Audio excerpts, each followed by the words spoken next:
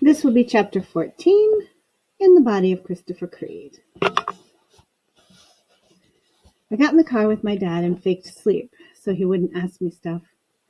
I'm sure my mother had told him that something came down the night before. But the nurse told him my story, that I puked in the john. If he thought I was sick, which gave me an advantage, he wouldn't nag at me if he thought I was sick, but I could feel discomfort wafting off him like a horrible smell. I felt the bump of our driveway and opened one eye. Your mother's not in her office, so if you need her, call her on her cell phone, Dad told me, and I nodded. She'll be late. She's doing something for that Richardson boy after she gets out of court. I turned and looked at him. He was staring into the steering wheel, gripping it until his knuckles were white. He hadn't said it mean. He just looked like he was agonizing. I wanted to tell him I was sorry about getting hauled into the cop station, but I didn't want to admit to anything. I decided on something in the middle. Well, Richardson's not all bad, Dad.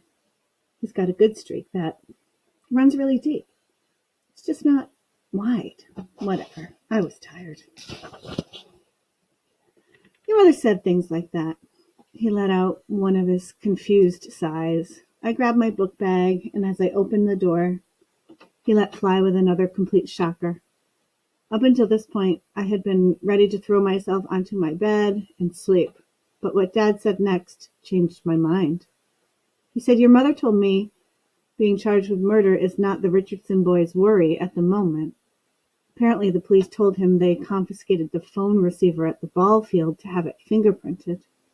Before they went to the trouble, he confessed to making that phone call.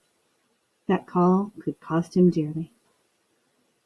I slammed the car door and headed for the house in a complete haze. I didn't even say goodbye. I figured that silence was the best lie I'd told so far. I paced around the house. Bo hadn't even mentioned anything when we were standing outside with Allie. He knew I would go nuts on him. But I should have known he wouldn't let me hang. Now I could only sit around or pace until Allie came over and we figured out what to do about this. Especially considering that phone call was your idea, Tori, you idiot. I went clomping down to the basement and picked up my acoustic guitar and headed back up the stairs. The basement was spooky. I hadn't spent more than 3 minutes down there since that night I thought I was feeling Creed's ghost. I passed the kitchen window and decided it was too spooky to be in the kitchen, too. I didn't want to sit in there playing guitar near that window, where you could see the Indian burial ground. I finally lay down on the living room rug and stared at the ceiling, playing a bunch of scales and runs in that awkward position. I didn't care. The sound of my guitar made me calmer somehow. Guitars are like woolbies. They're your security blanket. I lay there playing scales, trying to think about nothing at all. Clearing my head of the morning, I remembered something that happened the year before, which I hadn't thought about since it happened. The memory came back to me. I'd had my guitar in the cafeteria, and I was fooling with it for my friends at the table. I got into playing this one thing I had heard on the radio not long before. That was like a gift for me, hearing music. Reading music was not my gift. It was a pain in the ass. It was too much hard work. But since I could hear something on the radio and see chords in my head, that made reading music seem even more worthless. At any rate, I played this thing I'd picked up on the radio. When I finished, I looked up and there were about 30 kids standing around watching me. They kind of applauded, and I felt dumb being caught off guard like that. My friends were used to me and didn't applaud. They usually just rocked and looked happy.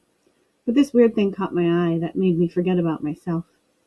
These kids standing around weren't all from my neighborhood. Some were Boones, some were from the middle-class neighborhoods like Leandra's, and some were from Steepleton. A couple were techies. One was a science nerd.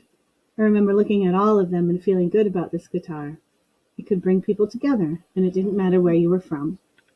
The part I'd totally forgotten about was Bo Richardson. He had been standing there, too. As we were leaving the cafeteria, he shoved me in the shoulder and said, "It's a nice box, man. You let me play it sometime?" It's not like I was scared of him in that massive group of moving kids, but I remember the time Creed picked up my guitar in 6th grade. I was funny about people touching my guitars, even Alex and Ryan. I said to him, "You know how to be careful?" He looked at me for a minute and then laughed. He said, "You know how not to be an asshole?" And he took off. I didn't give it a thought at the time because he was always calling somebody an asshole, and I was no different. It didn't occur to me at that moment to think, well, Richardson plays guitar too, or he'd probably get a major thrill out of playing an ovation because most people would, and I should share and just be cool. All I thought was, sure, screw you, you're calling me an asshole. Well, what do you expect from that fool? I shut my eyes and felt them kind of filling up. That's something the guitar could make me do once in a while. I'd play something really sad and it would fill up my eyes. God knows why, except the music got me. I sniffed and said out loud, "You know, it's a shame you can't write songs that aren't complete crap. You might be worth something, fool." But I was just telling myself some minor truth to try to get the bigger truth out of my head, which was, there are all sorts of kids out there with bad luck, and I can't even consider them long enough to let them play my stupid guitar. I almost jumped out of my skin as the phone rang. I grabbed for it in a haze, thinking it might be Allie. It was Leandra. "Are you all right?" she asked me. "Somebody said you were throwing up. Y'all didn't look too good this morning." "Yeah, I'm just laying low for now," I muttered. "Are you crying?" "No," I said quickly, but she kind of set me off into my craziness. "Leandra, where are you?" "In the cafeteria at the payphone." "Leandra," I begged, "do you see Allie anywhere in there?" I heard a long silence then. "No, she's not in here." I sighed, and she went off. "Tori, what is up with you today? Alex says he knows all this stuff he can't tell. He seems really mad at you. Renee and Ryan are too. Everyone says you're being really frigid. And Ryan and Renee said their dad hauled you into the station last night, and you won't tell them a thing. Leandra, this is really important. If you see Allie, can you tell her to call me? And then don't tell anyone I asked you that." The silence was long enough for me to realize I was sounding like a total bastard. I was refusing to tell my girlfriend something and then telling her to get a message to another girl. Deep thinker of the universe, I was too busy panicking to think. "Tori, what is going on between you and Allie?" she demanded. Nothing at all." "Tori, you cut out of school without even saying goodbye to me. After you've been at a cop station and you've been seen with Bo Richardson, Mr. Dirtbag.